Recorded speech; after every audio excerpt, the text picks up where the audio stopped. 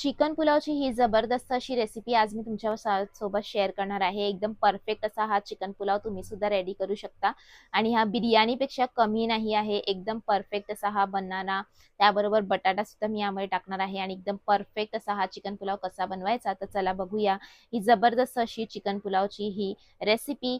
तर या रेसिपीसाठी आपल्याला काय साहित्य लागणार आहे ते आपण पाहून घेऊया। तर सर्वप्रथम मी 3 कांदे घेतलेले होते, ज्याला गोल्डन फ्राय करून मी काढून घेतलेला आहे आणि हे 3 टेबलस्पून एवढे तेल आहे। त्या तेलामध्ये मी अख्खे गरम मसाले टाकून घेतलेले आहे आणि शाही जीरा हाफ टीस्पून यामध्ये मी टाकलेला आहे आणि हे सर्व गरम मसाले मी टाकून घेतलेले आहे। त्यानंतर मी टाकलेले आहे 4 मध्यम साईजचे बटाटे आणि बटाटे आपण मिक्स करून घेऊया आणि परतून घेऊया जिथपर्यंत बटाट्यावरती गोल्डन रंग येत नाही। आणि जेव्हा बटाट्यावरती गोल्डन रंग आला, लेयर आली, तेव्हा मी यामध्ये 1 टेबलस्पून भरून टाकणार आहे आलं लसणाची पेस्ट आणि परत मिक्स करून घेऊया आणि अर्धा मिनिट परतून घेऊया, म्हणजे आलं लसणाचा कच्चा वास सगळा निघून जाईल।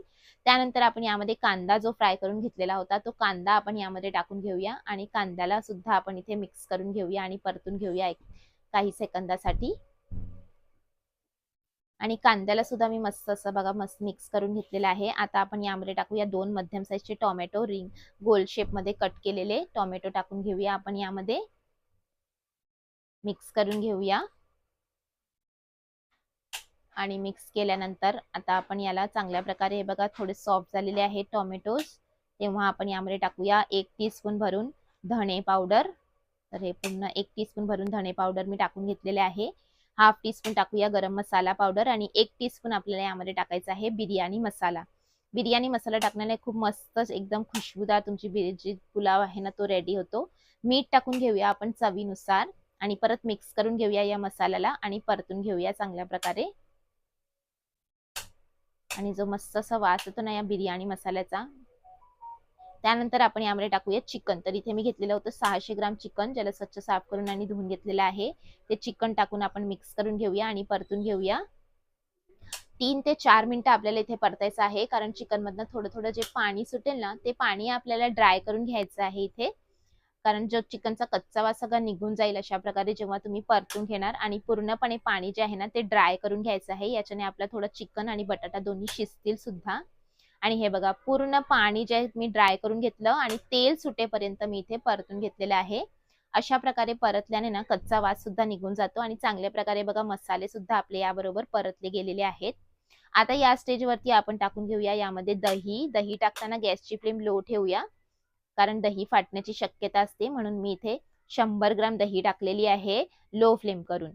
मिक्स करून घेऊया आणि परत मिक्स केल्यानंतर आपण इथे परतून घेऊया, कारण दहीचं सुद्धा यामध्ये पाणी सुटेल आणि दहीचं पाणी सुद्धा आपल्याला ड्राय करून घ्यायचं आहे। तर चला मिक्स करून घेऊया आणि आपण इथे परतून घेऊया। तर हे बघा मस्त असे दही टाकून मी मिक्स करत आहे। दहीचं थोडं थोडं पाणी जे सुटलेलं आहे ना ते आपल्याला ड्राय करायचं आहे, याच्याने आपला बटाटा आणि जे चिकन आहे ते अजून शिजतील। जेव्हा पाणी पूर्णपणे ड्राय झालं तेव्हा आपण यामध्ये टाकूया थोडीशी पुदिना आणि कोथिंबीर चिरलेली मस्त असं टाकून यामध्ये टाकूया 5 हिरवी मिरची मधून चिरलेली आणि परत आपण इथे मिक्स करून घेऊया आणि परतून घेऊया।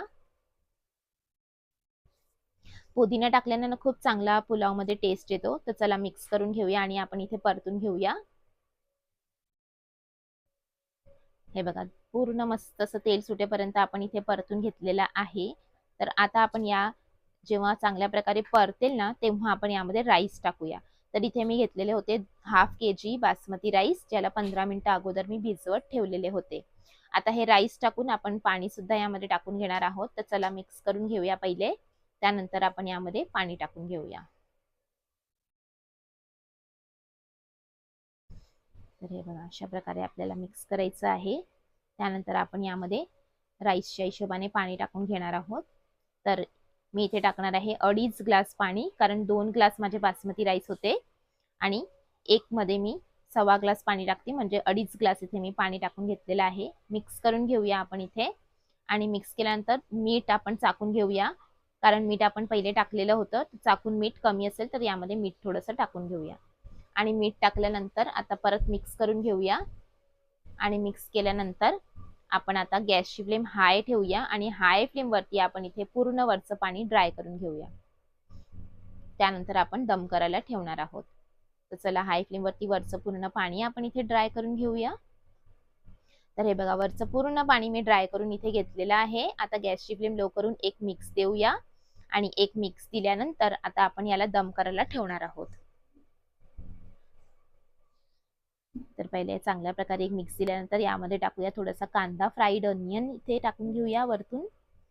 त्याबरोबर दम देताना टाकल्यानंतर ना खूप चांगली चव येते या कांद्याची। त्याबरोबर आपण यामध्ये टाकूया थोडासा बिर्याणी मसाला वरून। बिर्याणी मसाला टाकल्यानंतर आपण यामध्ये टाकूया थोडीशी पुदीना आणि कोथिंबीर। और यहाँ पर देखिए हमने ये पुदीना और कोथिंबीर भी ऐड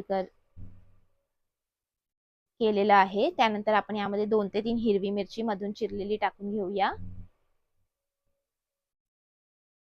त्याबरोबर इथे मी कॅप्सिकमचे रिंग इथे टाकणार आहे। तर हे कॅप्सिकमचे रिंग आपण यामध्ये टाकून घेऊया। अशा प्रकारे कॅप्सिकम टाकल्याने ना हिरवी ढोबळी मिरची खूप छान चव येते पुलावमध्ये। जेव्हा दम करताना तुम्ही अशा प्रकारे हे कॅप्सिकम टाकतात। तर हे कॅप्सिकम मी टाकून घेतलेलं आहे रिंग मध्ये कट करून। आणि त्यानंतर आपण यामध्ये टाकूया yellow food colour. Food colour बिलकुल ऑप्शनल आहे, तुम्ही स्किपही करू शकता। जर तुम्हाला आवडत नसेल फूड कलर तर नका टाकू। आणि 2 ते 3 थेंब आपण यामध्ये टाकूया केवडा एसेन्सची आणि झाकून दम करून घेऊया 10 ते 12 मिनिटं। 10 ते 12 मिनिटं दम केल्यानंतर आपण याला चेक करून घेऊया। तर लो फ्लेम वरती आपल्याला दम करायचं आहे। मस्त असं म्हणजे दम आपला होईल पुलाव। आणि ही झालेली आहे टोटल 12 मिनिटं। तर चला चेक करून घेऊया। आणि हे बघा मस्त असा आपला पुलाव जो आहे तो दम झालेला आहे आणि खूप जबरदस्त असा हा पुलाव जो आहे ना तो रेडी होतो। तर नक्की ट्राय करा। आता खूप एकदम गॅसची फ्लेम बंद केलेली आहे, तर एकदम गरम गरम आहे। तर थोडे राईस जे असतात ते चिकटतात, म्हणून 10 ते 12 मिनिटांनंतर सर्व करा, म्हणजे एकदम सुटसुटीत तुमचे राईस होतील। मी डायरेक्ट सर्व करत आहे म्हणून थोडेसे तुम्हाला चिकट दिसतील, पण 10 ते 12 मिनिटांनंतर सर्व केल्यानंतर तुमचे राईस एकदम सुटसुटीत होणार, कारण हे बासमती राईस एकदम सुटसुटीत होतात। आणि हे जबरदस्त आपला हा चिकन पुलाव आता झालेला आहे रेडी।